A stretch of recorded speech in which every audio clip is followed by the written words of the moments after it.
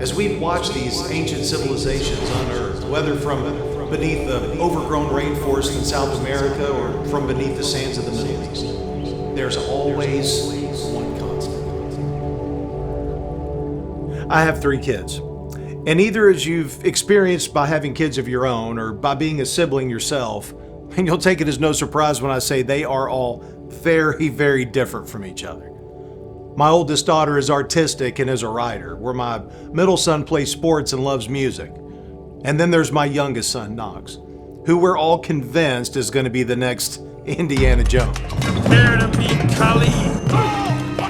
And Knox knows everything there is to know about ancient civilizations, sunken ships, hidden treasures, and is fairly convinced he knows the location of the lost city of Atlantis, and I wouldn't bet against him. And one of his favorite shows is called Lost Cities, where modern technology is used to unearth ancient cities from long ago. As Knox and I have watched and studied these ancient civilizations, it's easy to begin to see the vast differences between them, from their physical traits, language, and dress to their cultures and customs. But what was even easier to see was that the same basic innate behaviors from these vastly separated people groups who didn't even know the others existed were playing out all around the world. And when I say easy to see, I mean can't be missed.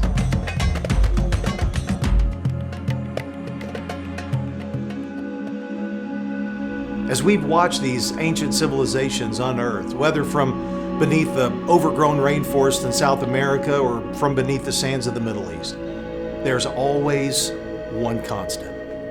That at the center of all of these ancient cities, towering above all the other structures, we always find a temple as a place to worship their Creator. Why? Because their instincts told them to, and they obeyed.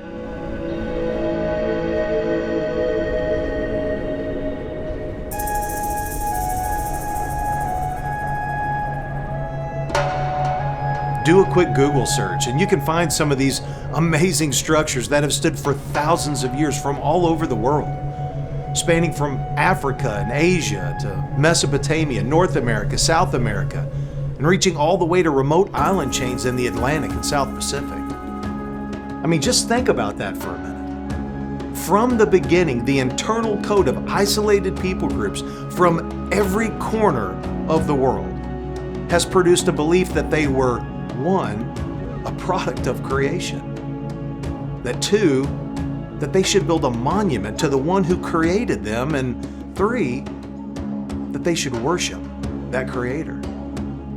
The odds of this happening by chance are literally trillions to 1. And as fascinating as that is, the common threads of innate human behavior don't end there. Not only did our ancient ancestors and all humans in their natural state innately believe that they had been created and feel a natural urge to worship their Creator, but they also all believed that they could in some way communicate with that Creator. From the beginning, our natural instincts have not only been to worship, but to pray. According to New World Encyclopedia, anthropologists now believe that the earliest humans practiced something that we would recognize today as prayer, with the first written prayers dating back over 5,000 years. Again, when we look at the mathematical odds of isolated people groups from around the world all building temples of worship, the numbers are trillions to 1. But when we add in the fact that they also all believed that they could communicate with that Creator, the numbers become unfathomable. The only plausible explanation is that they were acting on instinct, written deep within their DNA. And the problem is that many people have been sold the lie that by accepting this primordial truth, they can no longer believe in science, when in fact this is the most scientific explanation for human behavior that currently exists. In October of 2004, Time magazine published an article which was featured on the front cover titled, "The God Gene. Does our DNA compel us to seek a higher power?" Believe it or not, Some scientists say yes. The article explains how molecular biologists now believe that they have located the exact gene or gene patterns in our DNA that produces these very actions. And so, as I thought about this is where the obvious became obvious for me. And the obvious was this: that I was meant to have a relationship with God, that He wants me to talk to Him, that He wants to be at the center of my life. And He wants it so bad that He wrote it into my DNA so that my instincts would literally urge and lead me toward Him. I was created to do these things, and I wasn't doing any of them. And based on this obvious revelation, how could it come as any shock that my life felt off track and that something was missing? So now let me ask you the obvious question. Man, if your life feels off track, like there's a void that you can't quite seem to fill, that something's missing in your life, my question is, are you functioning the way that you were meant to function? Are you doing what you were created to do? Because if not, what I hope you're beginning to see, it's that this severed connection between us and God is the source of that void within us. That void that for so long I desperately tried to fill with everything under the sun, except the one thing that was meant to fill it. So it becomes obvious that we need to reestablish our connection with God, but then the question becomes how? Like, where do we even start? And in trying to answer that question, I spent a good 10 years of my life studying different world religions and Stoic philosophy, practicing yoga and meditation, and reading more self-help and New Age books than I can remember. But the one book I would never open was the Bible.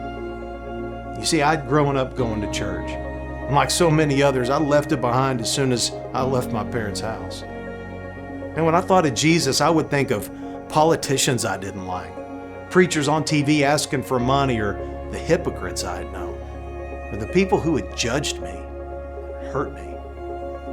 But I thought back to this turning point in my life, which was this realization that some of the programming in my mind might not be true. And so I decided to read the teachings of Jesus without any preconceived opinions, or at least attempt to.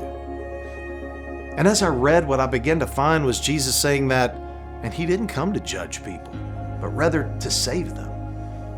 And instead of congregating with all of the religious people, and He was hanging out with the outcasts, saying that the kingdom of God was for everyone. And instead of focusing on a ton of rules, He was saying that everything boils down to loving God more than anything, and loving other people the way we love ourselves. And in His teachings, I found a Jesus who was very different from the one I thought I knew. But it's when I began to understand His purpose that this light bulb came on for me. And I began to think back to all of the ancient civilizations from long ago and realized that there was this other common thread of instinctive human nature that I had overlooked. And it's crazy because it's so obvious that yes, there's always a temple at the center of these ancient civilizations, but when you look closer, what you find is that at the center or on the top of all of these ancient temples, you always find an altar.